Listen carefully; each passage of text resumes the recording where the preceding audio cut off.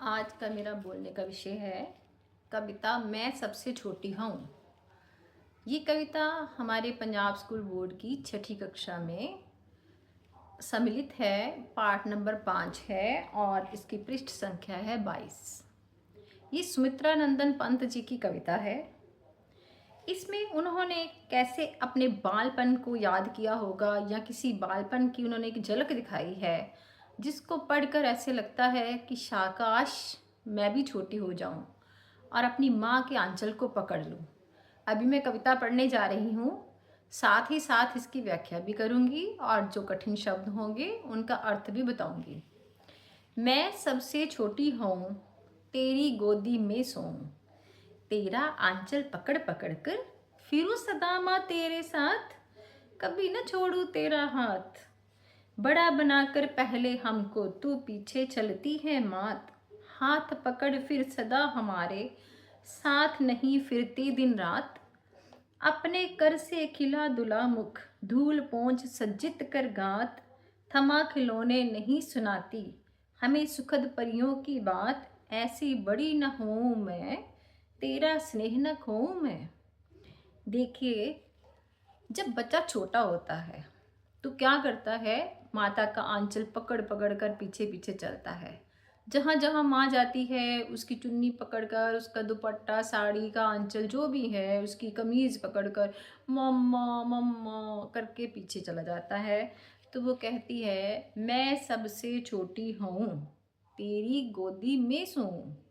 कि जो छोटा बच्चा होता है वो कहाँ सोता है, माँ की गोदी में सोता है। तेरा आंचल पकड़ पकड़ कर फिरूं सदा माँ तेरे साथ।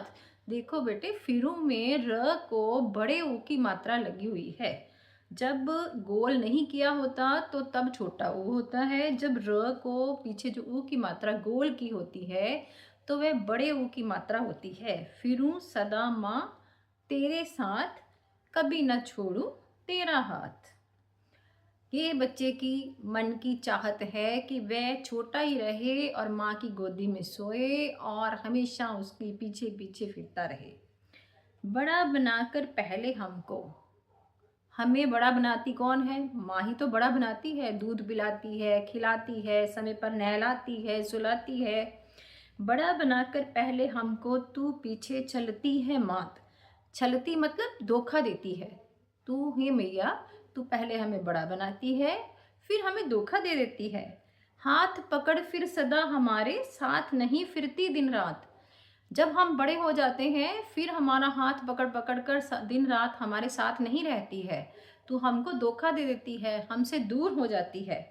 अपने कर से खिला दुला मुख, अपने कर से खिला के बाद कॉमा लगा हुआ है, अर्ध विराम चिन्ह जिसको हम बोलते हैं। कर का मतलब यहाँ पे हाथ है, कर का मतलब किरण भी होता है।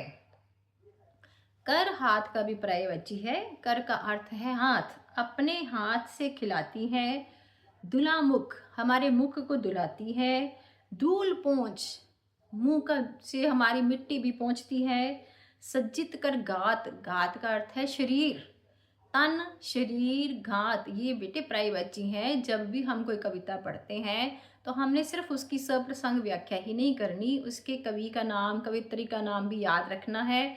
अब इस कविता की कवित्री हैं सुमित्रा नंदन पंत। मैं दोहरा रही हूँ कविता के बीच में ही कि ये कविता किसने लिखी हुई है, सुमित्रा नंदन पंत ने। उन्होंने क्या कविता लिखी है, कविता का शीर्षक क्या है, मैं सबसे छोटी हूँ।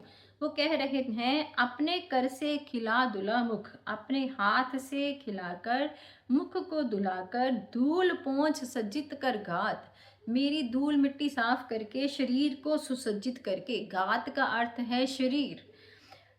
थमा खिलौने नहीं सुनाती, अब तो पहले जैसे हमें खिलौने देकर नहीं सुनाती, कहानियाँ नहीं सुनाती हैं। जब हम छोटे थे तो तू माता, हे माँ मेरे को सुलाती थी और कहानियाँ भी सुनाती थी, हमें सुखद परियों की बात। सोने के समय कैसी कहानियाँ सुनाती थी, सुखद, सुख द मतलब देने वाली, सुखद का मतलब होता है सुखद, सुख देने वाली।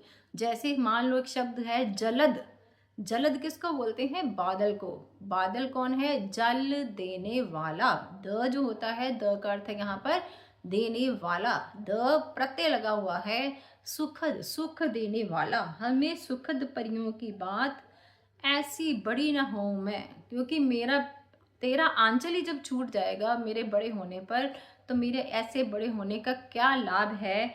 ऐसी बड़ी न हूँ मैं, तेरा स्नेह न खाऊं मैं। इसमें एक बच्चे का अपनी माता के प्रति प्रेम दर्शाया गया है। जो डिफ़िकल्ट वर्ड्स हैं, जो मुश्किल शब्द हैं, मैंने उनका अर्थ आपको बता दिया है। जैसे कि सपोज आपके पास शब्द है छलती, छलती का अर्थ है धोखा देना, कर का अर्थ है हाथ। उसके बाद हमारे पास शब्द है सुखद, सुखद का अर्थ है सुख देने वाला। और उसके बाद बेटे एक बार फिर से हम रिपीट कर लेते हैं। कविता का शीर्षक है मैं सबसे छोटी हूँ, और इनकी जो कवित्री हैं, कवि नहीं है, कवित्री है, एक महिला है, उनका नाम है सुमित्रा नंदन पंत। हमने अभी कविता पढ़ी है सुमित्रा नंदन पंत की कविता, जिसका शीर्षक है मैं सबसे छोटी हूँ। धन्यवाद। अगर आपको कविता अच्छी लगी है, कविता का सारा पढ़ाने का ढंग अच्छा लगा है, तो मेरे चैनल को सब्सक्राइब कीजिए, लाइक कीजिए और शेयर कीजिए।